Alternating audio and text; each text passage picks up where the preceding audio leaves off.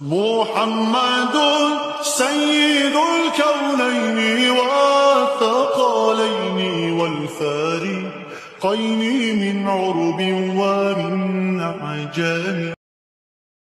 معمول بناؤ کہ کوئی رات ایسی نہ ہو کہ میں سورہ ملک سنے بغیر سو جاؤں یا پڑھے بغیر سو جاؤں۔ اس کا اثر ایسا نہیں ہے کہ آپ صرف قبر میں دیکھنے والے ہیں، ایسا نہیں ہے کہ صرف قبر کی روشنی کی بات ہے، یہ اللہ کا کلام ہے، زندوں کو بھی زندہ کر دیتی ہے۔ یہ اللہ کا کلام ہے، زندوں کے لیے اترا ہے۔ اس کا جو اجر ہے اور اس کا جو نتیجہ نکلنے والا ہے قبر میں وہ اپنی جگہ پر، لیکن تمہاری حیات میں بھی اس کے اثرات دیکھنے کو ملیں گے۔ سورہ ملک پڑھنے والا ہمارے بزرگان دین فرماتے ہیں کبھی کوئی حاکم اسے زیر نہیں کر پاتا۔ سورہ ملک جو تلاوت مسلسل کرتا رہتا ہے کوئی حاکم اسے زیر نہیں کر پاتا۔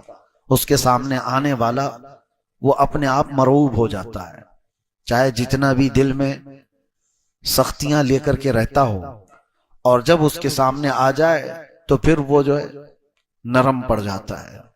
خاص طور پر یہ سورہ ملک کے اثرات جو زندگی پر مرتب ہوتے ہیں، بزرگوں نے فرمایا تو مقدمے وغیرہ جب ہوتے ہیں تو بزرگان دین یہ فرماتے ہیں کہ حاکم کے پاس فیصلہ ہونے سے پہلے اس کی تلاوت کر کے جاؤ، تمہارے چہرے پر اللہ تبارک و تعالیٰ وہ رعب رکھتا ہے۔ بہرحال اس میں جو آیتیں آئی ہیں وہ بھی میں آپ کو سنا دوں کہ اللہ تبارک و تعالیٰ سورہ ملک میں فرما رہا ہے، کیا فرما رہا ہے۔ شروعات یہ تبارک الذی بیدہ الملک وہو علی کل شیء قدیر، بلندی ہے، عظمت ہے اس ذات کے لیے جس کے دست قدرت میں ساری بادشاہت ہے۔ بیدہ الملک وہو علی کل شیء قدیر، اور وہ ہر ممکن شے پر قدرت رکھتا ہے۔ الذی خلق الموت والحیات، اسی نے زندگی اور موت کو بنایا ہے۔ کیوں بنایا؟ لیبلوکم ایکم احسن عملا، تاکہ تمہیں آزمایا جائے تم میں اچھے عمل والا کون ہے۔ موت اور حیات اللہ نے اس لیے بنائی ہے تاکہ تمہیں آزمایا جائے تم میں سے اچھے عمل والا کون ہے۔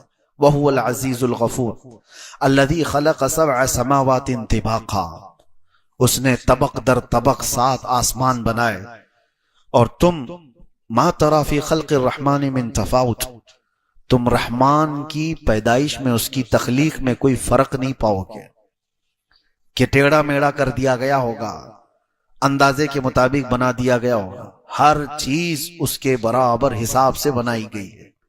جو بھی چیز ہے، کوئی بھی جیسے انجینئر کے پلان فیل ہو گئے ہوں، سوچا کچھ اور تھا بن کچھ اور گیا ہو، وہ رحمان کی تخلیق میں ایسی کوئی چیز تم نہیں دیکھو گے۔ آگے کی جو آیتیں ہیں یہ اللہ تعالیٰ کیا فرماتا ہے، والذین کفروا بربہم عذاب جہنم، جو اپنے رب کا انکار کیے وہ جہنم میں جانے والے ہیں، ان کے لیے جہنم کا عذاب ہے۔ کلما القی فیہا فوج سألہم خزنتها الم یأتکم نذیر۔ اب توجہ کیجئے، جب جہنم میں جھونکا جائے گا کسی کو تو دربان پوچھے گا ان سے، جب کسی کو دوزخ میں ڈالا جا رہا ہے، سألہم خزنتها، دربان جو دوزخ کا دربان ہے وہ پوچھے گا الم یأتکم نذیر، کیا تمہارے پاس ڈرانے والا کوئی آیا نہیں تھا، اللہ کا خوف دلانے والا کوئی آیا ہی نہیں تھا، تم جہنم میں کیسے آ گئے؟ قالوا بلا، وہ جہنم میں جانے والے کہیں گے ہاں کیوں نہیں، آیا تو تھا۔ قد جاءنا نذیر، ہمارے پاس ڈر سنانے والا آیا تھا، فکذبنا، لیکن ہم نے جھٹلایا تھا، ہم جھٹلائے ہوئے تھے۔ اللہ کا ڈر سنانے والا آیا تھا، بولتا تو تھا کہ جہنم ہے، آخرت ہے، لیکن ہم جھٹلائے ہوئے لوگ تھے۔ اور پھر اللہ تبارک و تعالیٰ یہ فرماتا ہے وَقَالُوا لَوْ كُنَّا نَسْمَعُ أَوْ نَعْقِلُ مَا كُنَّا فِي أَصْحَابِ السَّعِيرِ۔ اللہ اکبر، یہ آیتیں دیکھیں، جہنم میں جانے والے کہتے ہیں اے کاش اگر ہم سن لیے ہوتے اس کی بات، ڈر سنانے والے کی بات سن لیے ہوتے، لو کننا نسمع او نعقل، اور سمجھ گئے ہوتے ہم، ما کننا فی اصحاب السعیر، ہم دوزخ میں جانے والے نہیں ہوتے آج۔ ہم آج جہنمی نہیں ہوتے. فاعترفوا بذنبہم، وہ سب اپنے گناہوں کا اقرار کریں گے وہاں پر. جتنے بھی دوزخ میں جانے والے ہیں وہ یہ نہیں کہیں گے پتہ نہیں مجھے کیوں ڈالا گیا ہے، ارے چوک کر کے آ گیا ہوں میں ادھر. نہیں، جو جہنم میں جائے گا وہ بولے گا ہاں میری غلطی تھی، اعتراف کر کے جائے گا.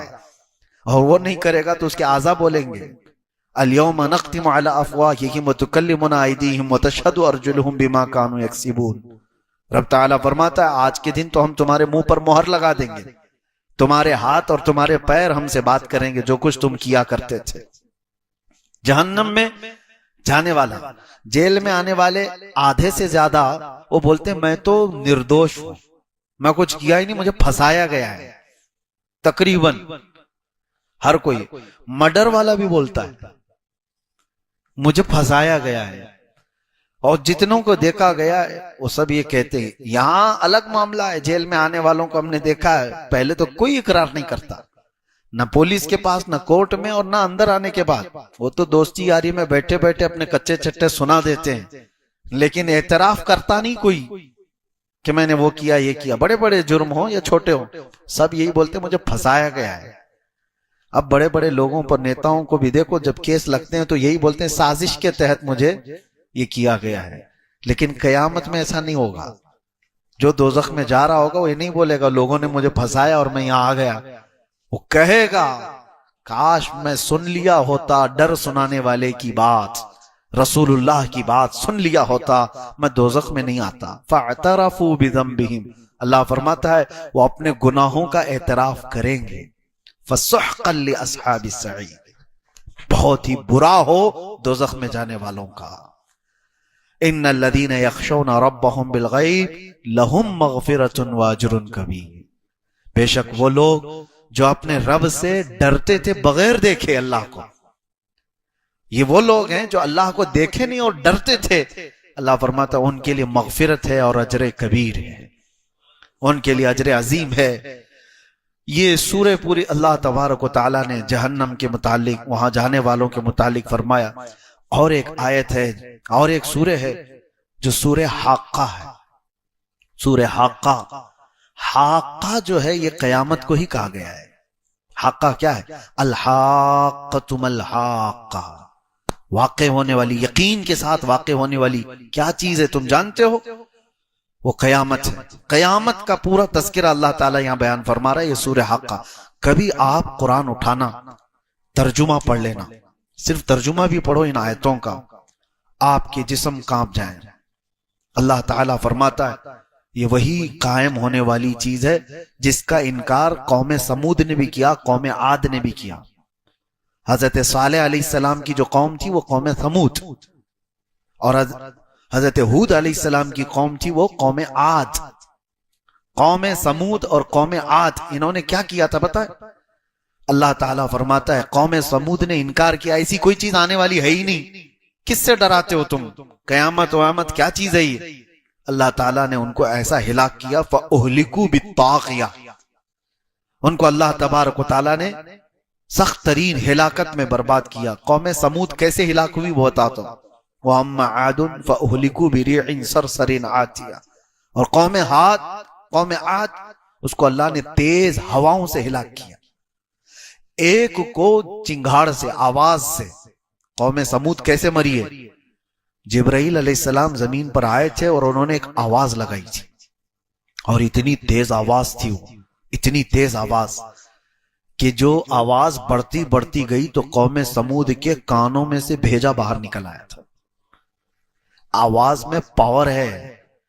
آج جو بم پھٹتا ہے نا اس میں بارود کم ہوتا ہے، اس کی جو آواز ہوتی ہے اسی سے ساری چیزیں ٹوٹ جاتی ہیں.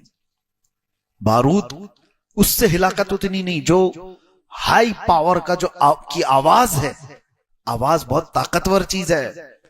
کبھی آپ روڈ پہ بہت تیز آواز میں ڈی جے بجائیں تو یہاں کی دیواریں ہلنے لگ جائیں. کیوں ہلتی ہیں؟ آواز سے کیوں چیزیں ہلتی؟ آواز میں بہت پاور ہے، بہت طاقت ہے. یہ تو ہلکی آواز ہے، جتنا سننے کی تمہیں طاقت ہے اتنا ہی سن پاتے ہو. اوور ہو گئی تو کان پھٹ جائیں گے. کان پھٹ جائے. اور جبرائیل علیہ السلام نے جب آواز لگائی تھی، وہ اللہ اکبر، وہ سید الملائکہ ہے، اللہ نے عذاب کے لیے ان کو بھیجا تھا، اور فرشتے کی چنگھاڑ سے وہ ساری کی ساری قوم ہلاک ہوئی تھی. دوسرے دن جب صبح ان کو دیکھا گیا تو ان کے کانوں سے بھیجا نکلا ہوا تھا. قوم سمود، ان کو ہلاک کیا گیا. قرآن یہ کہہ رہا ہے قیامت کا انکار کرنے والے لوگ تھے، قیامت کوئی چیز نہیں. اور قوم عاد کو اللہ نے تیز آندھی بھیجی، سخرها علیہم 7 لیال و 8 ایام، 7 راتیں اور 8 دن تک مسلسل ہوا چلتی رہی تھی قوم عاد پر. بہت تیز آندھی چلتی تھی اور اس میں سب کے سب ہلاک ہو گئے تھے. یہ حضرت ہود علیہ السلام کی قوم. اب یہاں پر اللہ تعالیٰ قیامت کا ذکر فرماتے ہوئے آگے ارشاد فرماتا ہے کب تک تم انکار کرو گے؟ فَإِذَا نُفِخَ فِي الصُّورِ نَفْخَةٌ وَاحِدَةٌ، جب وہ سور پھونکی جائے گی. سور کیا چیز ہے؟ یہ بھی دیکھیں آواز ہی ہے، قیامت بھی آئے گی آواز سے ہی. حضرت اسرافیل علیہ السلام اللہ کے فرشتوں میں سے ایک وہ فرشتے ہیں جن کے ہاتھ میں ایک سور باجے کی شکل کی. وہ کیسی ہے پتہ ہے کہ جیسے سینگ کی شکل ہوتی ہے، بیل کا سینگ، اسی کی بڑی شکل. وہ حضرت اسرافیل علیہ السلام ہاتھ میں لے کر تیار کھڑے ہیں. ابھی بھی ان کو حکم ہوگا کہ اب اس میں پھونک مارو، تو اس کی آواز دھیرے دھیرے دھیرے بڑھتی جائے گی، اور روئے زمین پر جتنے لوگ ہیں وہ جب آواز سننے لگے گی کہ جو جہاں ہے وہ سکتے میں کھڑا ہو جائے. اور اس کے بعد یہ ہوگا کہ اس سور کی آواز اتنی تیز ہوگی، حدیث پاک میں ہے اس وقت جو عورتیں حمل سے ہوں گی ان کے پیٹ سے بچہ باہر نکل جائے گا. حمل ان کا. اللہ تبارک و تعالیٰ نے فرمایا وَتَضَعُ كُلَّ ذَاتِ حَمْلٍ حَمْلَهَا، تم دیکھو گے اس دن کہ حمل والی عورت اس کا بچہ گر جائے گا آواز سے. اور دودھ پلانے والی بچی یوم تری الناس تذہل کل مرضعۃ عما ارضعت، اللہ فرماتا ہے دودھ پلانے والی عورت اپنے بچے کو اٹھا کر پھینک دے گی ایسے. آج تک کبھی دیکھا کسی کو؟ اور یہ اس آواز کے بعد. اور کہ کوئی کپڑا کاٹ رہا تھا وہ کینچی پھینک دے گا، کوئی ہل چلا رہا تھا وہ ہل پھینک دے گا. یعنی جو جس حال میں تھا وہ ساری چیزیں پھینک کر سکتے میں آ جائے گا. یہ فَإِذَا نُفِخَ فِي الصُّورِ نَفْخَةٌ وَاحِدَةٌ، جب یہ سور پھونکی جائے گی. وَحُمِلَتِ الْأَرْضُ وَالْجِبَالُ فَدُكَّتَا دَكَّةً وَاحِدَةً، اللہ تعالیٰ فرماتا ہے زمین کو اور پہاڑوں کو ملا دیا جائے گا، اٹھا دیا جائے گا، اور ایسے کہ ایک جھٹکے میں یہ پورے پہاڑ روئی کے پھائے کی طرح سے اڑ رہے ہوں گے. اب یہی آیتوں کی تفسیر پڑھنا ہو تو آگے آپ پڑھو اذا الشمس کورت واذا النجوم انکدرت واذا الجبال سیرت واذا العشار عطلت. اللہ فرماتا ہے پہاڑ چلائے جائیں گے، واذا البحار سجرت، اور سمندروں میں آگ لگائی جائے گی، تارے ٹکرا دیے جائیں گے، چاند اور سورج پھٹ جائیں گے. کیا ہوگا اس وقت؟ اور رب تعالیٰ فرماتا ہے فَيَوْمَئِذٍ وَقَعَتِ الْوَاقِعَةُ، پھر وہ واقع ہونے والی چیز تو واقع ہو کر رہے گی، کچھ نہیں کر پاؤ گے. وَالْمَلَكُ عَلَىٰ أَرْجَائِهَا وَيَحْمِلُ عَرْشَ رَبِّكَ فَوْقَهُمْ يَوْمَئِذٍ ثَمَانِيَةٌ، اس دن اللہ تعالیٰ کا عرش اٹھانے والے 8 فرشتے ہوں گے جو رب کا عرش اٹھائے ہوئے ہوں گے. یہ قیامت کا تذکرہ چل رہا ہے. توجہ، یومئذ تعرضون لا تخفى منکم خافیہ، تم کو پیش کیا جائے گا قیامت کے دن، تم سب اٹھائے جاؤ گے اور کوئی چیز تمہاری چھپائی نہیں جائے گی، کوئی چیز نہیں چھپائی جائے گی، ہر چیز کے ساتھ تم قیامت کے دن آؤ گے. اب سنو جو آیتیں جھنجھوڑتی ہیں کیا ہے؟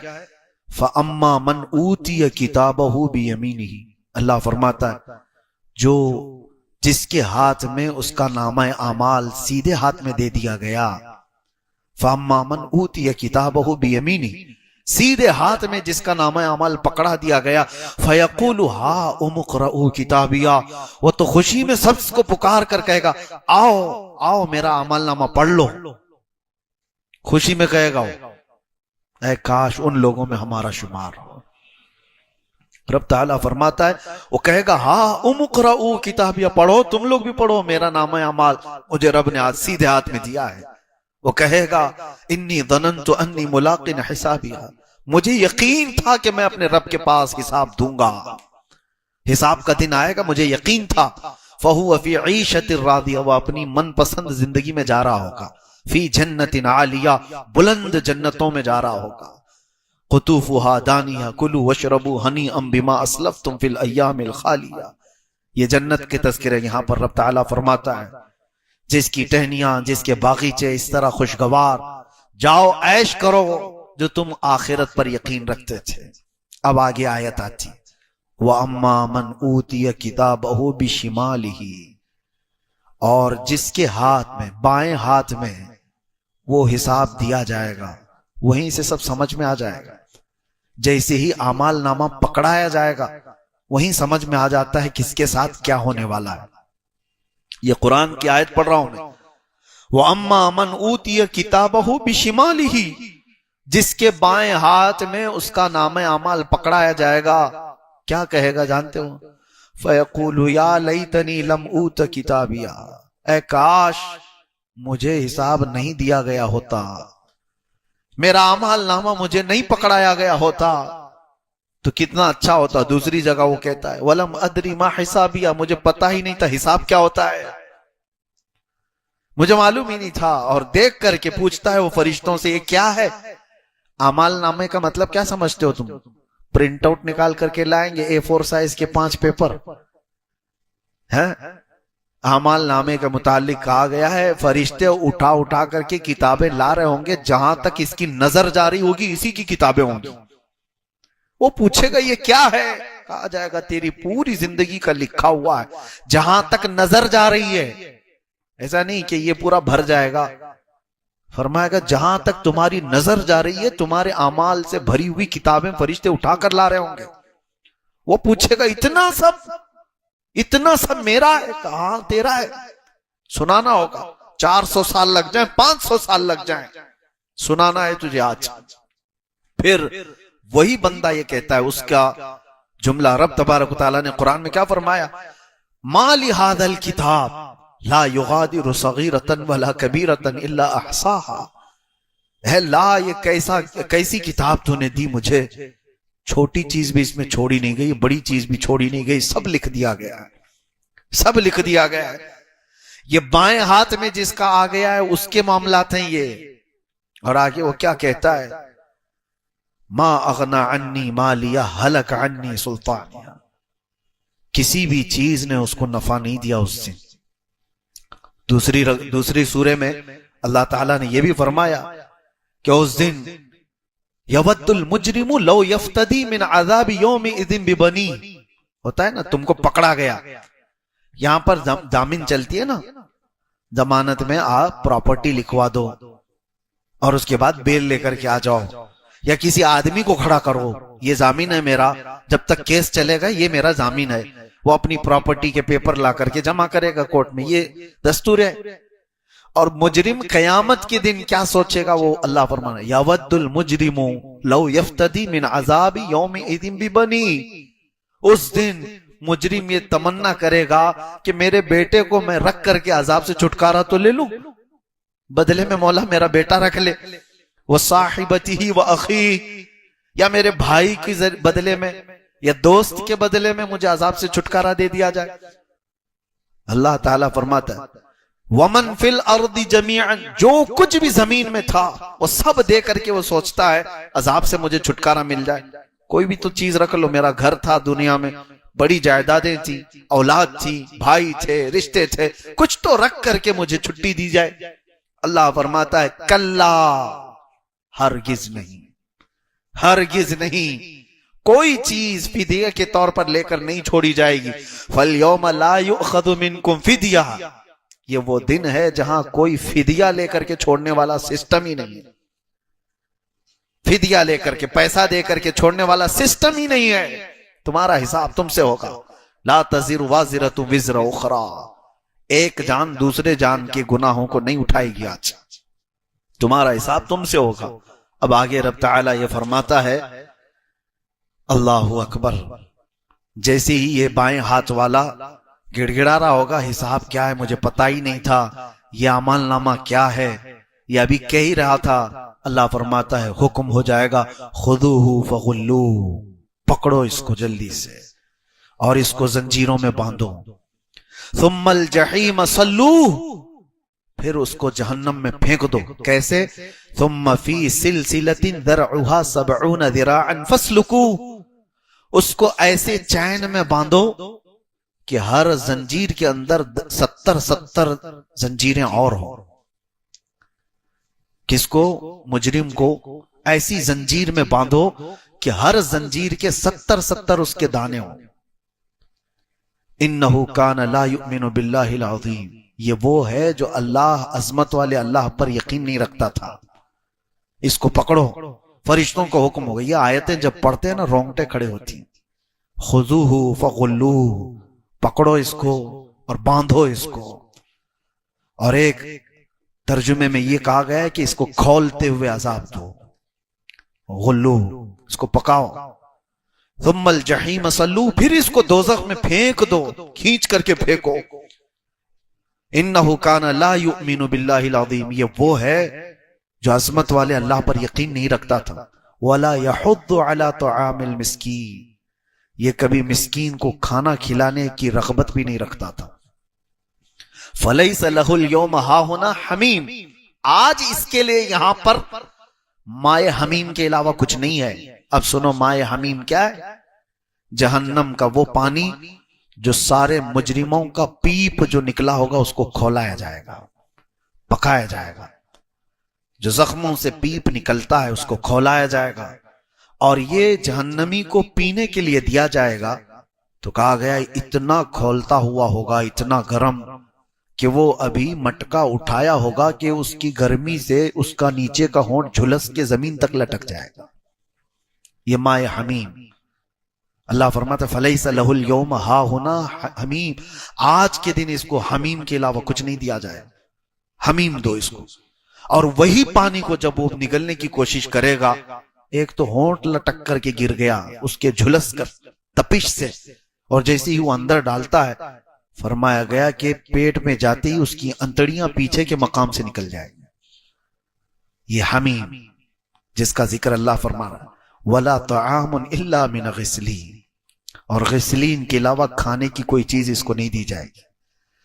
اور یہ ایک تھوڑا کا پھل وہاں پر دیا جائے گا، زقوم اس کو کہا گیا ہے۔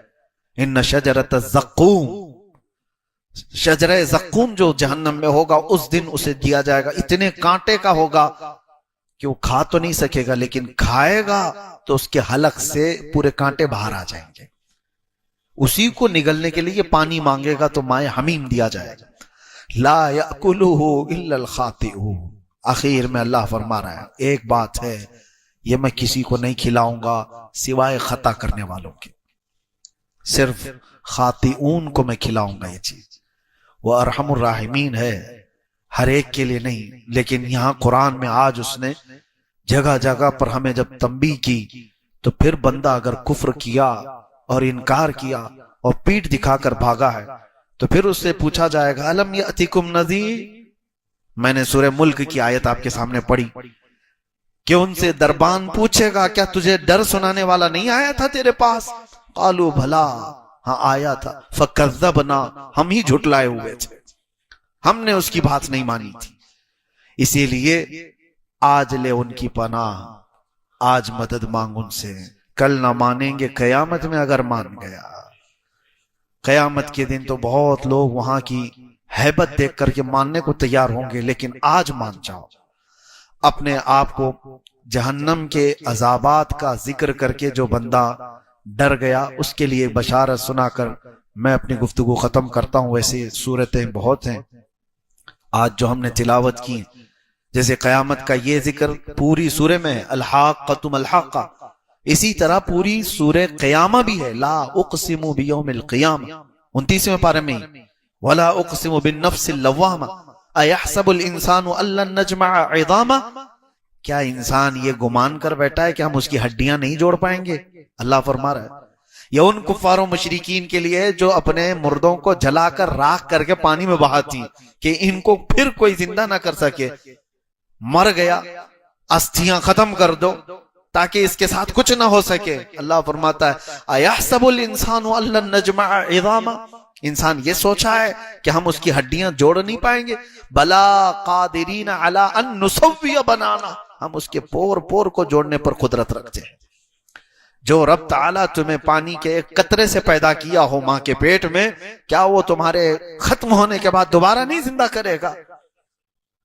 أَلَيْسَ ذَلِكَ بِقَادِرٍ عَلَىٰ أَن يُحْيِيَ الْمَوْتَىٰ، یہ اللہ تعالیٰ کو سورہ قیامہ کی آخری آیت میں فرماتا ہے کیا تم یہ سوچتے ہو کہ وہ قدرت نہیں رکھتا مرنے کے بعد دوبارہ زندہ کرنے پر؟ اور ایک آیت یہ بھی میں سنا دوں، قیامت آنے کے وقت جو تذکرے ابھی میں نے کیا اس میں ایک آیت سورہ قیامہ میں یہ ہے، اللہ تعالیٰ فرماتا ہے بل یرید الانسان لیفجر امامہ، یہ ایک ٹاپک ہی الگ ہے لیکن میں سناتا ہوں۔ اللہ فرما رہا ہے اکثر انسان ایسا ہے وہ چاہتا ہے کہ اس کے سامنے بے حیائی ہو، اسے دیکھنے کی خواہش ہے، بے حیائی اور برائی دیکھنے کی خواہش کرتا ہے۔ بل یرید الانسان لیفجر امامہ، اس کے سامنے بے حیائیاں ہوں۔ راستے میں جو جھگڑا ہو رہا ہو نا تو دیکھنا جلدی سے بہت جلدی جمع ہو جائیں گے لوگ، اور کسی کو مدد کرنا ہو تو دو لوگ بھی نہیں کھڑے ہوں گے۔ جھگڑے دیکھنے کے لیے بہت جلدی آدمی جمع ہو جاتا ہے، کوئی سرکس کر رہا ہو تو اس کے لیے، کوئی ننگا ناچ رہا ہو اس کے لیے کھڑے ہو جائیں گے۔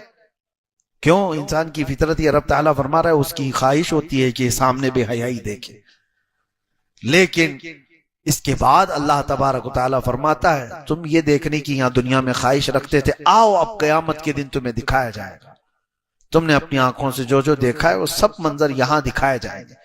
اللہ کریم ہم سب کو مرنے سے پہلے بخشووں میں شمار فرمائے۔ انجیل جو تھی وہ اللہ کی کتاب ہے، لیکن بعد میں عیسائیوں نے اس میں جو خرد برد کیا ہے وہ آج صاف نظر آتا ہے۔ کچھ پرانی انجیل کو اٹھائیں تو کچھ اور دکھتا ہے، نئی انجیل کو اٹھائیں تو کچھ اور دکھتا ہے۔ اسی صفحے پر اسی لائن میں پہلے کچھ اور آرڈر دکھ رہا ہے، آج کچھ اور آرڈر ہے۔ تو اس سے پتہ چلتا ہے کہ ایک کا لکھا ہوا نہیں ہے، اس میں خرد برد ہوا ہے۔ میں چیلنج کرتا ہوں پوری دنیا سے، 14 صدیوں پہلے والا قرآن جو سیدنا عثمان ابن عفان رضی اللہ تعالیٰ عنہ کے ہاتھوں سے لکھا ہوا تھا، صحابی رسول ہیں، داماد رسول ہیں، قرآن خود اپنے کانوں سے سنا ہے رسول کی زبان سے، ان کے ہاتھوں سے ان کے زمانے میں لکھا ہوا قرآن آج بھی موجود ہے، آج بھی موجود ہے۔ ترکی کے میوزیم میں موجود ہے قرآن۔ آج کا چھپا ہوا قرآن اور 14 صدیوں پہلے والا قرآن جاؤ ملا کر کے دیکھ لو، ایک آیت کا بھی فرق آ جائے، آیت تو دور کی بات میرے عزیز، ایک حرف کا بھی فرق آ جائے تو میں تمہارا چیلنج ایکسپٹ کرنے کو تیار ہوں۔ تم ملاؤ گے آج بھی اس 14ویں صدی والے پرانے قرآن کو، تمہیں سمجھ میں آئے گا حرف بحرف وہی ہے، اس لیے کہ قرآن اللہ نے مولویوں کے ہاتھ میں نہیں دے دیا کہ تم حفاظت کرو، اللہ نے قرآن میں فرمایا ہم نے اس کو اتارا، ہم ہی اس کی حفاظت کریں۔ ہاں، یہ صرف جو ہے ہم لوگوں کے ہاتھ کی بات نہیں ہے کہ قرآن جو ہے مسلمانوں کو دے دیا گیا، علماء کو دے دیا گیا، حافظوں کو دے دیا گیا کہ تم حفاظت کرتے رہو، نہیں۔ اللہ فرماتا ہے انا نحن نزلنا الذکر وانا لہ لحافظون، ہم نے قرآن کو اتارا اور ہم ہی اس کی حفاظت کریں گے، کوئی کچھ نہیں کر سکے گا۔ اب قرآن پاک کے متعلق جو اس کی اعجاز ہے، اعجاز کہتے ہیں عاجز کرنے والی چیز۔ میرے عزیزو، آپ کے پاس، میں بارہا اس بات کو دہراتا بھی رہتا ہوں، آپ کے پاس آپ کی حقانیت کی سب سے بڑی دلیل کیا ہے؟ تم مسلمان ہو، تم مسلمان ہو، اسلام کو آپ فالو کرتے ہیں۔ اگر کوئی نان مسلم آپ سے پوچھتا ہے جس کا اسلام سے تعلق نہیں، تم مسلمان ہو، اپنے آپ کو حق سمجھتے ہو، کیا دلیل دو گے؟ ظاہر سی بات ہے اس طرح کے ڈیبیٹ بہت سارے ہوتے ہیں اور بڑھتے بھی چلے جاتے ہیں۔ اگر تم رسول پاک صلی اللہ تعالیٰ علیہ وسلم کی زندگی کو پیش کرتے ہو تو کہے گا یہ کہانیاں ہیں تمہاری بنائی ہوئی، ہم نے تو دیکھا نہیں اور نہ تم نے دیکھا ہے۔ میرے نبی صلی اللہ تعالیٰ علیہ وسلم نے اپنے ہاتھ کی انگلی کے اشارے سے چاند کو شق کر دیا تھا، ٹھیک ہے ہم مانتے ہیں، لیکن وہ سامنے والا اگر یہ کہے یہ تو پرانی بات ہے، تیری کتابوں میں ہوگی، تو مانتا ہوگا، میں نے تو دیکھا نہیں، دیکھنے والی کوئی چیز ہے تیرے رسول کی کوئی نہیں، انہوں نے سورج کو پلٹا دیا تھا، یہ بھی پہلی کی بات ہے، انہوں نے بہت سارے معجزے کر دکھائے، یہ بہت پہلے کی بات ہے۔ میرے عزیزو، تم کیا چیز پیش کرو گے؟ اپنے رسول کی حقانیت کے لیے اگر کوئی چیز پیش کر سکتے ہو تو یہ قرآن پاک ہے، یہ زندہ معجزہ ہے، آج تک موجود ہے، یہ رسول کا معجزہ ہے، آج تک تم پیش کر سکتے ہو۔ چاند کا شق ہونا، سورج کا پلٹانا، یہ سب الحمدللہ ہم اس کو ایکسپٹ کرتے ہیں، لیکن اجنبی شخص اگر کوئی تم سے سوال کرے، اس کے پاس قرآن پیش کرو، یہ میرے نبی کا معجزہ ہے، اس لیے کہ اس رسول نے یہ قرآن بیان کیا ہے جو کبھی کسی استاد کے پاس گیا ہی نہیں، جو کسی اسکول میں نہیں پڑھا، کسی کالج میں نہیں پڑھا، کسی مدرسے میں نہیں پڑھا، کسی استاد کے پاس بیٹھا ہی نہیں۔ میرے نبی کا ایک لقب ہے امی، آپ درود میں بھی پڑھتے ہیں نا، صلی اللہ علی النبی امی، امی کہتے ہیں جو کسی سے نہ پڑھا ہو، جو کسی سے نہ پڑھا، اس کو کیا کہتے ہیں؟ امی۔ بعض جاہل لوگ اس کا ترجمہ غلط کر جاتے ہیں، جن کے دلوں میں کھوٹ ہو وہ حضور کو ان پڑھ کہتے ہیں۔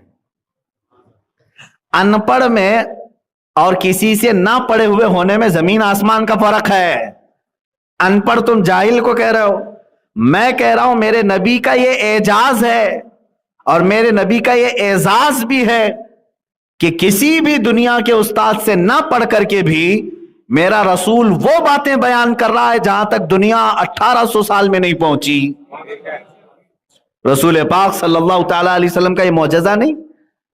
آپ کو حیرت ہوگی قرآن کی حقانیت کے متعلق، 18ویں صدی میں جب اٹلانٹک اوشین سمندر ہے وہاں پر ایک جگہ دریافت کیا ایک سائنٹسٹ نے، اور بتایا کہ یہاں پر ایک ایسی جگہ ہے جہاں بہت اندھیرا ہے کہ ہاتھ نکالو تو بھی ہاتھ نظر نہیں آئے گا، وہاں سورج کی ایک کرن بھی نہیں پڑتی، سمندر کے پاس کوئی ایک جگہ ہے، میں نے بھی نہیں دیکھا، آپ نے دیکھا ہو تو الگ بات ہے، میں نے تو اب تک نہیں دیکھا، نہ سفر کا کبھی اتفاق ایسی جگہ کا ہوا، لیکن تحقیق کرنے والے سائنسدان نے تحقیق کر کے بتایا کہ ایسی ایک جگہ ہے جہاں سورج کی روشنی پڑتی نہیں ہے، بہت گھوپ اندھیرا ہوتا ہے۔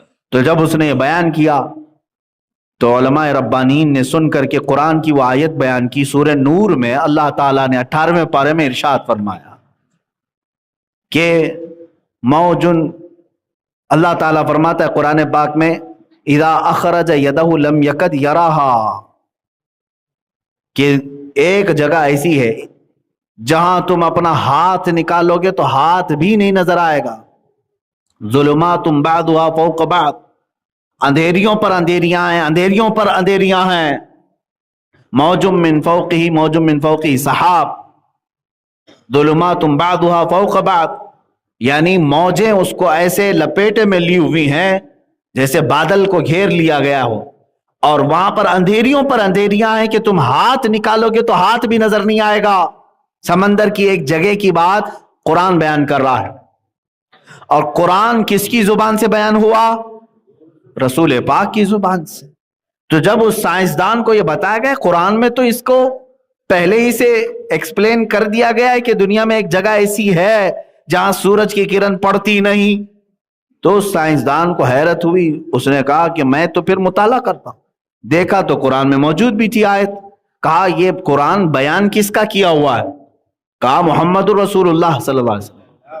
تو اس سائنسدان نے یہ کہا میں تو سمجھتا تھا کہ میں سب سے بڑا غواص یعنی غوطے لگانے والا، سمندر کا سفر کرنے والا، مجھ سے پہلے بھی کوئی سمندر کے سفر کرنے میں ماہر آدمی تھا، محمد صلی اللہ تعالی علیہ وسلم، وہ سمندر کے سفروں کے بہت ماہر رہے ہوں گے، تبھی تو ان کو ایسی جگہ ملی، یہ پتہ چلی۔ تو اس نے کہا میرے سے بھی پہلے اس جگہ کا کسی نے سفر کیا ہے۔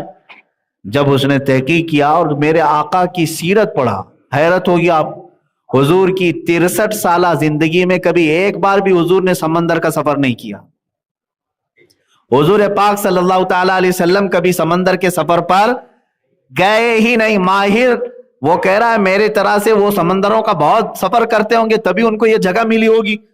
اتفاق ایسا کہ حضور کبھی سمندر کے کنارے بھی نہیں گئے.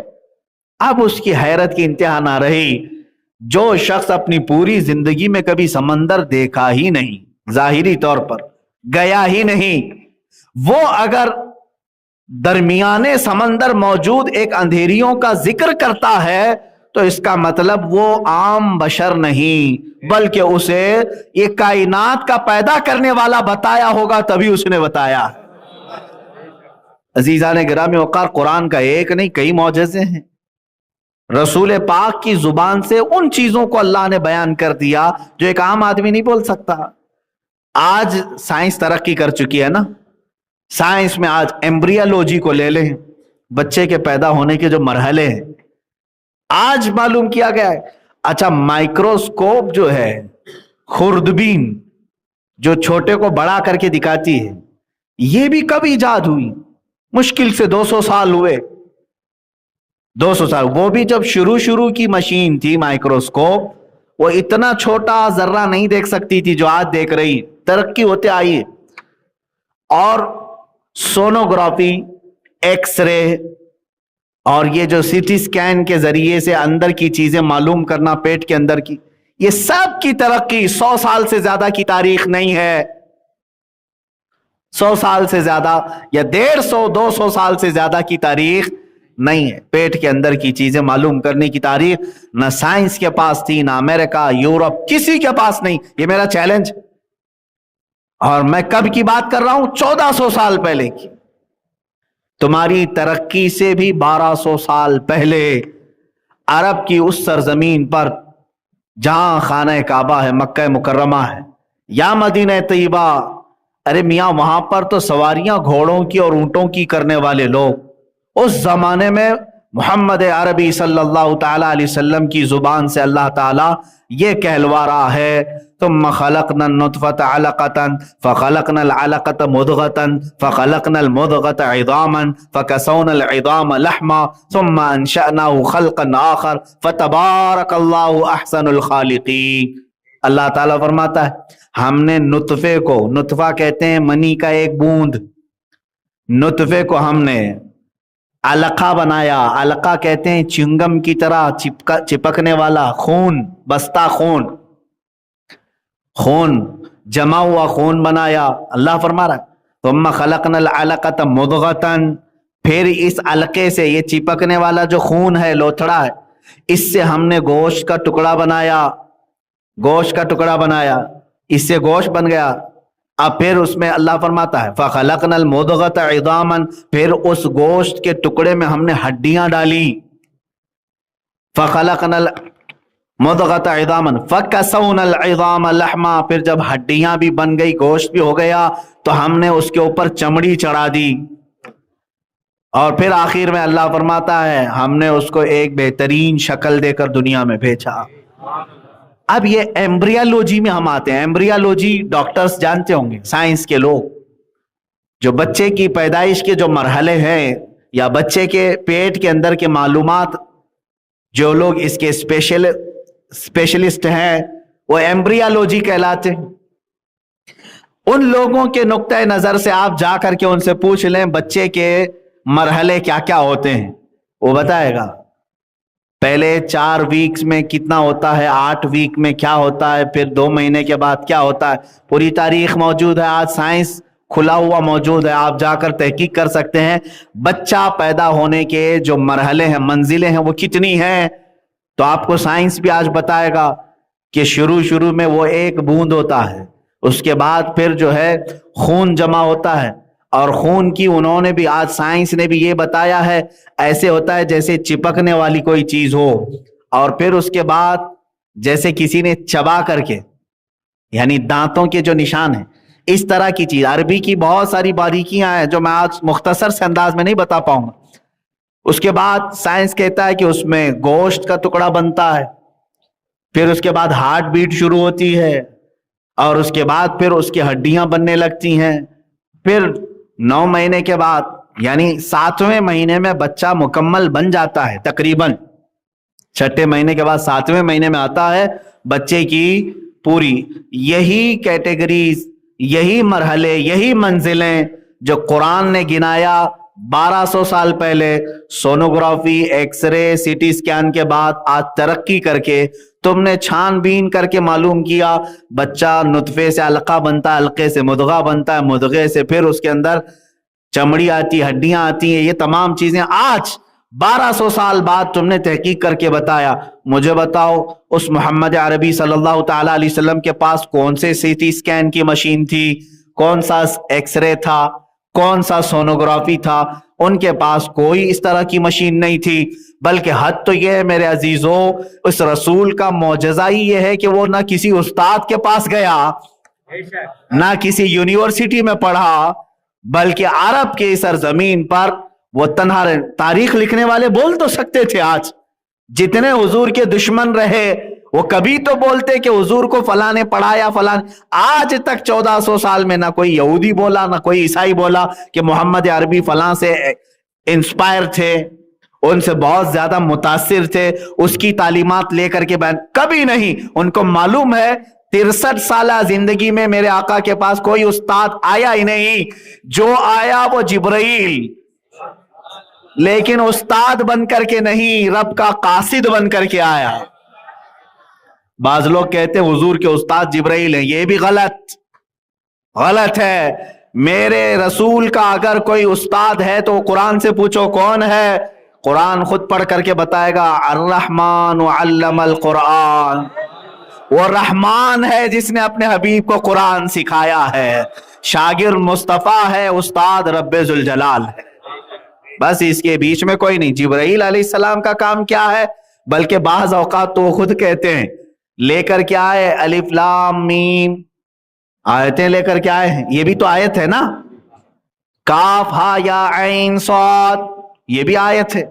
نہ مجھے اس کا معنی معلوم، نہ تمہیں معلوم، کسی کو نہیں معلوم، پوری امت میں کسی کو نہیں معلوم، آج تک نہیں معلوم۔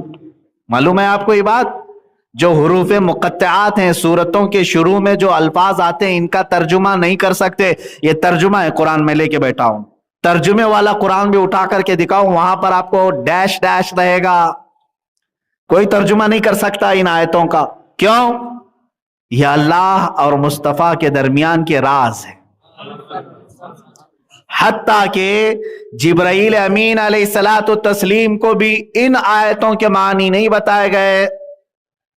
اگر وہ استاد ہوتے تو حضور پاک صلی اللہ تعالی علیہ وسلم ان سے پوچھ لیتے نا کہ جبرائیل یہ کاف ہا یا عین صاد کا کیا معنی ہے؟ نہیں، میرے آقا کو معلوم تھا جبرائیل کا کام صرف پیغام پہنچانا ہے اور علم دینا تو اللہ کا کام ہے۔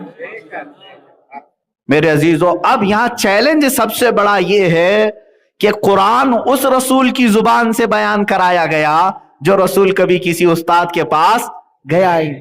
کیا یہ معجزہ نہیں ہے؟ یہ معجزہ نہیں ہے؟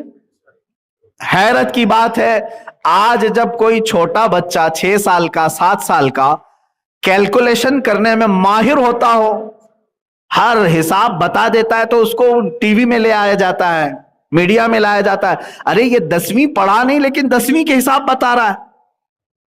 لیکن میرا چیلنج ہے، آج جو 6 سال کا یا 7 سال کا بچہ بھی میتھمیٹکس کے ٹف سے ٹف فنڈے حل کر کے بھی دکھاتا ہو تو ضرور اس کو کسی استاد نے ٹپس بتائے ہوں گے، ماں کے پیٹ سے کوئی نہیں سیکھ کے آیا۔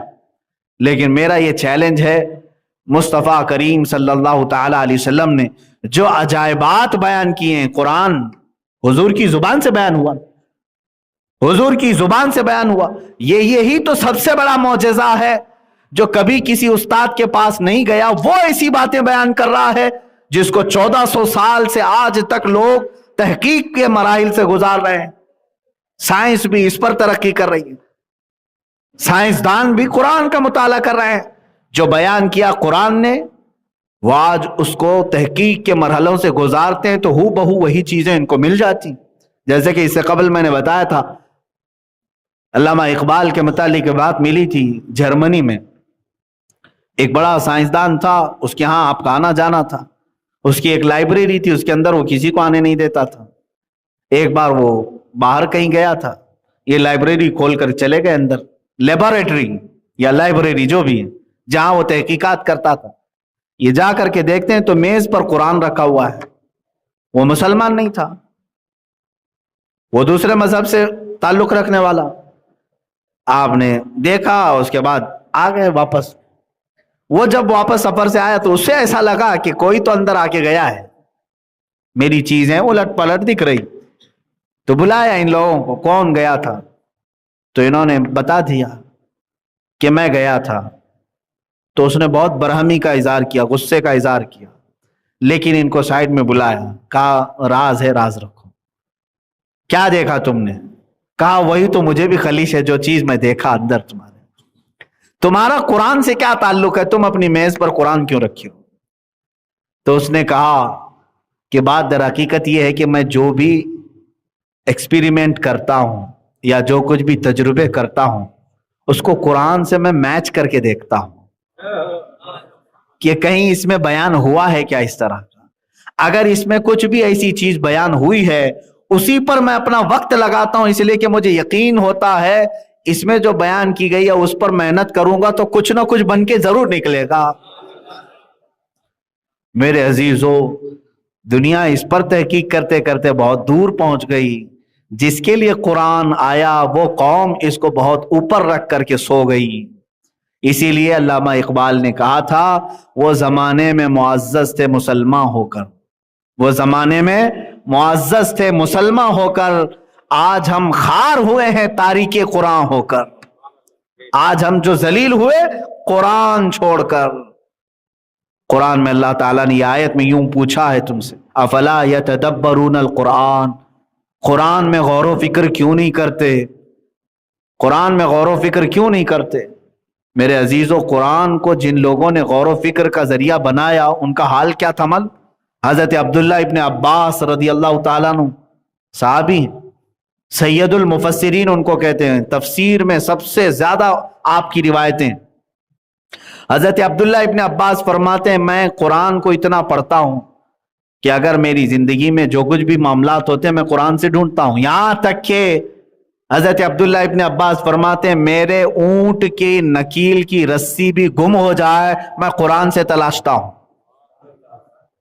یہ حیرت کی بات ہے، کہاں اونٹ کے گلے کی رسی اور کہاں قرآن پاک میں. لیکن یہ قرآن ایک ایسا سمندر ہے جو جتنے غوطے لگائے گا اتنی موتیاں نکال لائے گا. اس کی مثال ایسی ہی ہے، بعض وہ لوگ ہیں جو سمندر دیکھنے کے لیے دور کھڑے رہتے ہیں، بعض وہ ہیں جو تھوڑا بہت اپنے پیر گیلے کر لیتے ہیں، لیکن بعض ایک جماعت ایسی ہے جو اس کے اندر غوطے لگاتی ہے، یا تو مچھلیاں پکڑنے کے لیے یا تو پھر موتیاں سیپ ڈھونڈنے کے لیے. 3 جماعتیں بتائی گئی ہیں سمندر کے پاس رہتی ہیں، ایک صرف نظارہ کرنے والی، اور ایک صرف پیر بھگونے والی، اور ایک غوطے لگانے والی. کہا کہ اب یہ آپ کو بتائیں کہ یہ تینوں جماعتیں کون سی ہیں؟ کہا یہ عوام الناس جو نمازیں تو پڑھتی ہیں، قرآن سننا تو چاہتی ہیں، پسند تو کرتی ہیں، لیکن قرآن میں اندر داخل ہونا نہیں چاہتی. یہ وہی لوگ ہیں جو سمندر کے کنارے کھڑے ہونے والے ہیں، بس دیکھتے ہیں. اور بعض وہ ہیں جو پیر دھو لیتے ہیں، یہ وہ علماء ہیں جو تھوڑے بہت قرآن پاک کی آیتیں، جیسے ہم جیسے لوگ بھی ہوں گے، یعنی ہم دور سے تو نہیں دیکھ رہے. اتنا تو ہے اللہ کا فضل ہے کہ ہم نے قرآن پڑھا بھی، یاد بھی کیا، اور اس کی ترجمہ اور تفسیر تک چلے گئے، تو پیر دھونے والوں میں کم سے کم نام آ گئے. لیکن فرمایا گیا کہ وہ جماعت جو غوطے لگاتی ہے وہ امام اعظم ابو حنیفہ، امام شافعی، امام مالک، امام احمد بن حنبل، یہ وہ لوگ ہیں جو قرآن پڑھتے ہیں اور اس کی باریکیاں اور اس کے اندر کی موتیاں نکال کر کے قوم کو پیش کرتے ہیں. تو یہ 3 جماعتیں ہیں. اب آپ کا کون سی جماعت میں نام آتا ہے یہ آپ کو ڈیسیژن لینا ہے، آپ کا فیصلہ ہے. بلکہ میں سمجھتا ہوں بعض تو وہ ہوں گے جو سمندر سے ڈر کے روڈ پہ ہی کھڑے ہوتے ہوں گے، دیکھتے بھی نہیں ہوں گے، قریب بھی نہیں جاتے ہوں. ایسی بھی جماعت ہے وہ جانا بھی نہیں چاہتے ہو قرآن کے قریب. آج شاید ان لوگوں میں بھی کئی لوگوں کا نام شامل ہو سکتا ہے. الحمدللہ مسجدوں میں آنے والے کم سے کم اتنا تو ہے کہ قرآن سنتے ہیں، نمازوں میں قرآن سنتے ہیں، یا پھر کسی اور موقع پر قرآن سن لیتے ہیں، لیکن اس پہ غور و فکر نہیں کرتے، نہ ہی اس کے ترجمے کی طرف جاتے، نہ تفسیر کی طرف۔ اتنا تو ہے کہ قرآن دیکھتے ہیں، چومتے ہیں، چھوتے ہیں، اور بعض لوگ قسم کھانے کے لیے اٹھا بھی لیتے ہیں، یا میتوں پر پڑھنے کے لیے قرآن خوانی کروا لیتے ہیں، اتنا تو کر ہی لیتے ہیں۔ اور بعض علماء ہیں جو قرآن پاک کے ترجمے پڑھ لیتے ہیں، تفسیریں پڑھ لیتے ہیں اور بیان بھی کر لیتے ہیں، لیکن وہ جماعت آپ نظر نہیں آتی جو غوطے لگاتی تھی، سمندر میں ڈوب کر کے موتیاں نکالتی تھی، وہ جماعت اب نظر نہیں آئے گی۔ لیکن میرے عزیزوں، ان تین جماعتوں کے علاوہ چوتھے میں نہ آ جاؤ، جو قرآن کو چھونا بھی نہیں چاہتے، دیکھنا بھی نہیں چاہتے، ورنہ ہلاکت ہوگی۔ اسی لیے فرمایا، حدیث پاک میں ہے، جس گھر میں قرآن کی تلاوت نہیں ہوتی وہاں مردے رہتے ہیں،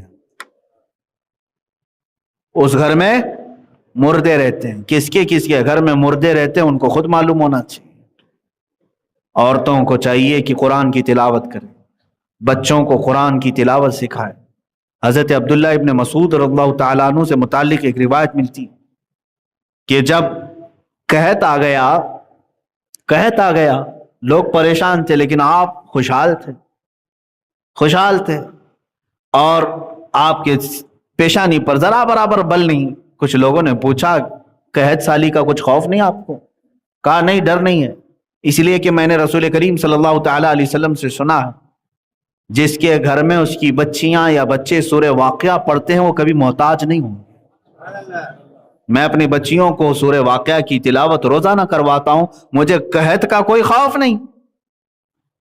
عزیزان گرامی وقار، آپ بھی کیا اپنے بچوں اور بچیوں کو اس طرح کی روٹین میں لگاتے ہیں؟ خود کو بھی تو چاہیے۔ آج چلو قرآن اٹھانے میں اگر تمہیں بھاری لگتا ہے تو ہر ایک کے موبائل میں آ چکا ہے۔ موبائل تو ایسا تمہارا یار ہے کہ اس سے دور رہتے نہیں ہو، نہ سونے کے وقت، نہ کھانے کے وقت، نہ طہارت میں جانے کے وقت، کہیں نہیں چھوڑتے اس کو، اتنا قریبی یہ لنگوٹ یار ہے۔ اس کے باوجود اس کے استعمال میں کبھی اس کے نصیب میں اس کی اسکرین پر قرآن کھولنا نہیں آتا۔ ڈاؤن لوڈ کر لو، قرآن پاک رکھ لو، کبھی تو نکالو قرآن پاک۔ اگر دیکھ کے پڑھ نہیں سکتے تو کم سے کم ریکارڈڈ قرآن پاک کی آوازیں، اس میں سینکڑوں قاریوں کی قرآن کی تلاوت محفوظ ہے۔ اے نوجوانوں، اگر تمہارے پاس دیکھ کر کے پڑھنے کا اتنا موقع نہیں مل رہا ہے تو تم ایئر فون لگا کر کے گندے اور غلیظ گانے سننے سے بہتر ہے کہ قرآن کے نغمے سن لو۔ اپنے کانوں میں ایئر فون لگا کر کے بہت ساری چیزیں تم سنتے رہتے ہو، قرآن سنو۔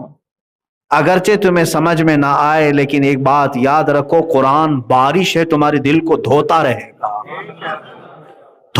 گا۔ جس قدر آیتیں تمہارے کانوں میں پڑتی جائیں گی اتنا تمہارے دل کا میل یہ دھوتا رہے گا۔ قرآن سننا بھی عبادت ہے، پڑھنا بھی ہے، سننا بھی عبادت ہے، لیکن کیا سب سے زیادہ ناانصافی ہم نے قرآن کے ساتھ نہیں کی؟ ہماری قوم نے۔ آج یہ قرآن سب سے زیادہ دور ہو گیا۔ بچپن میں ہم اپنے بچوں کو قرآن سینے سے لگا کر کے بھیجتے تھے مدرسوں کو، یہی آج بھی معمول ہے۔ بچہ جب مدرسے آتا ہے تو سینے سے لگا کر کے آتا ہے، قرآن ہو کہ پارا ہو کہ قاعدہ ہو، لیکن وہی بچہ اسکول جاتا ہے تو اپنا پورا بستہ، بیگ پورا پیٹھ پیچھے ڈال کر جاتا رہتا ہے۔ کبھی اس کو ہم آبزرو نہیں کرتے۔ بچپن سے ہمارے بزرگوں نے بتایا تھا کہ قرآن سینے کی طرف پہلے نمبر پر ہو، بعد میں اس کے بعد جو کچھ بھی ہے وہ قرآن کے بعد، لیکن بڑا ہونے کے بعد بچہ اس کو پیچھے ڈال دیتا ہے، اس کو آگے کر لیتا ہے، قرآن پاک کو چھوڑ دیا جاتا ہے۔ اور بہت سارے لوگوں کا تو آج رواج ایسا ہے کہ ایک بار قرآن دیکھ کر کے ناظرہ ختم ہو گیا، ختم قرآن کی محفل ہو گئی، اس کی ہدیہ ہو گیا، اس میں لڈو لایا، گل پوشی کیا، استاد کو نذرانہ دے دیا، اس کے بعد قرآن اٹھا کر کے رکھ دیا۔ اب کسی سے ہم نے کہا بھی تھا بیٹا قرآن پڑھو، کہا نہیں میرا ختم ہو چکا ہے قرآن۔ ارے قرآن ناظرہ ختم ہو گیا تو اس کا مطلب کیا ہے؟ یہ کوئی ڈگری تھی جو تو انجینئرنگ کر رہا تھا، اب دوبارہ نہیں پڑھے گا؟ قرآن تو تجھے استاد نے سلیقہ سکھایا پوری زندگی بھر پڑھنے کے لیے، موت آنے تک قرآن کو اپنے ساتھ رکھو۔ اور یہ تمہارا ایسا رفیق ہے، ایسا دوست ہے جو قبر میں بھی تمہارا ساتھ نہیں چھوڑتا، بلکہ فرمایا گیا قبر میں اگر کوئی تمہارے لیے انسیت کا سبب بن سکتا ہے، کوئی تمہارے دل کو ہلکا کرے گا گھبراہٹ سے، ڈر سے، تو قرآن ہے۔ قرآن تمہارے لیے قبر میں بھی آئے گا۔ اور میرے آقا صلی اللہ تعالی علیہ وسلم تو یہاں تک ارشاد فرماتے ہیں قیامت کے دن قرآن جس کی سفارش کر جائے پھر اس پر جنت میں جانا واجب ہوگا، اور جس کے خلاف کھڑا ہو گیا قرآن اسے پھر دوزخ میں جانا واجب ہو جائے گا، وہ ضرور دوزخ میں چلا جائے گا۔ آپ اس قرآن کو دیکھ کر کے کبھی یہ دیکھو دل پر ہاتھ رکھ کر کے کہ کہیں ایسا تو نہیں کہ یہ قرآن قیامت میں میرے خلاف نہ کھڑا ہو جائے، میں نے اس کا حق ہی نہیں ادا کیا، برسوں ہو جاتے ہیں چھوا نہیں، مہینوں ہو جاتے اٹھایا نہیں، ہفتے ہو جاتے ہیں۔ میرے عزیزو قرآن کو اٹھاؤ۔ اسی لیے میں بارہا کہتا ہوں بڑھاپا بھی آ گیا تو کیا فرق پڑتا ہے، اگر تم نے اپنی جوانی میں یا بچپن میں نہیں سیکھا تھا تو قرآن سیکھنے میں کوئی شرم اور عیب کی بات نہیں، کوئی شرم اور عیب کی بات۔ میرے استاد گرامی، میرے مرشد گرامی حضور تاج الشریعہ رحمت اللہ تعالی علیہ کو میں نے خود دیکھا 70 سال کی عمر میں وہ قرآن حفظ کر رہے تھے، جبکہ ان کی آنکھیں بھی جا چکی تھی، گلے کی آواز میں تکلیف تھی، کان میں سننے میں تکلیف تھی، اس کے باوجود 70 سال کی عمر کے بعد وہ قرآن حفظ کر رہے تھے۔ قرآن تو بچپن میں دیکھ کر کے پڑھنا سیکھ گیا اور سب معانی تفاسیر سب آ گئے، لیکن ان کا ایک شوق تھا کہ میں حافظ قرآن بھی بنوں۔ کب شروع کیا؟ 70 سال کے بعد۔ اور کسے سناتے تھے؟ 15 سال کے ایک بچے کو سناتے تھے، جبکہ ان کے مریدین میں ہی بڑے بڑے علماء اور فقہاء ہیں، ان کے مریدین میں ہی محدثین بھی ہیں، لیکن ایک 15 سال کے 16 سال کے بچے کو آپ جتنا یاد کیے وہ سنا رہے ہیں۔ میں نے صرف اس سے یہ اخذ کیا کہ قرآن سیکھنے میں اور سکھانے میں، پڑھنے میں اور پڑھانے میں کبھی کسی کو شرم نہیں محسوس کرنی چاہیے، نہ جھجک نہ عیب۔ بڑے بڑے علماء نے جب اس عمر میں قرآن حفظ کرنا شروع کیا ہے تو آج اگر کسی کی عمریں زیادہ ہو گئی اور وہ قرآن دیکھ کر کے بھی پڑھنا نہیں سیکھا تھا تو میرے عزیز اب بھی تمہارے پاس وقت ہے، جب تک تمہاری آنکھیں سلامت ہے، زبان سلامت ہے، پڑھ لو اس کو، ورنہ قیامت کے دن اتنی سخت پکڑ ہوگی، قرآن کھڑا ہو گیا اگر تمہارے خلاف تو پھر جنت میں جانا مشکل ہو جائے گا۔ اب رسول پاک صلی اللہ تعالی علیہ وسلم جن پر خود قرآن اترا ہے، حضور صاحب قرآن ہے، قرآن ان پر اترا ہے، وہ دعا کرتے ہیں اللہ کی بارگاہ میں اللہم اجعل القرآن حجتا لنا لا حجتا علینا، اے اللہ قرآن کو ہمارا سفارشی بنا، ہمارے خلاف کھڑے ہونے والا نہ بنا۔ حضور دعا کرتے تھے، اللہ کے نبی دعا کرتے تھے، تو باقی لوگوں کو خوف نہیں ہوتا، ڈر نہیں ہوتا کہ میں نے قرآن چھوا ہی نہیں، پکڑا ہی نہیں، کیا ہوگا میرے ساتھ؟